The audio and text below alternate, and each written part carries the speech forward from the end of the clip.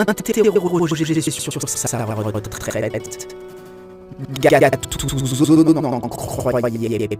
Il est devenu le modèle d'une position particulière, le regista.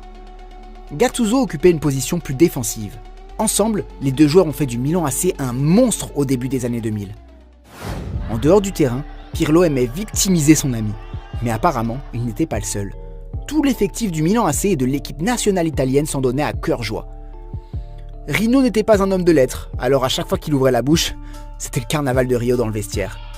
On ne le laissait jamais parler et on aimait bien le faire ch**. Comment Gattuso réagissait-il à ces provocations ? Il tabassait ceux qui le tourmentaient. Un soir, De Rossi et Pirlo se sont alliés pour taquiner Gattuso. Ils avaient décidé de lui tendre une embuscade dans sa chambre. De Rossi était caché sous le lit quand Gattuso est allé se coucher avec son pyjama léopard. Oui, vous avez bien entendu. Pirlo était caché dans l'armoire. Et quand Gattuso s'est endormi, De Rossi l'a attrapé par dessous le lit. Et Pirlo a surgi de l'armoire en faisant des bruits bizarres. Une autre anecdote ? Un jour, Pirlo et ses coéquipiers étaient bourrés. En rentrant à l'hôtel, ils ont remarqué que Gattuso était dans son lit à l'étage. Ils ont donc décidé de l'éteindre. En gros, ils ont pris un extincteur de l'hôtel et ont arrosé Gattuso.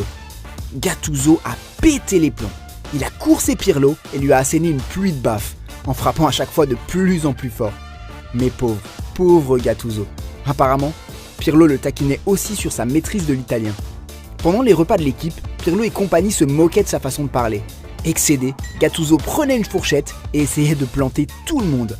Et parfois, ses coéquipiers se faisaient vraiment planter à la fourchette. Puis, quand Gattuso regagnait sa chambre, c'était reparti pour un tour. Avec ses complices, Pirlo entassait des fauteuils devant sa porte pour l'empêcher de sortir. Quand l'entraînement commençait, Gattuso était coincé. Furieux d'être bloqué, Gattuso détruisait sa chambre. Avec toutes ces anecdotes, on imagine de la haine et du manque de respect. Mais Pirlo et Gattuso entretenaient une relation bien plus profonde que ça. Une relation basée sur un respect incroyable.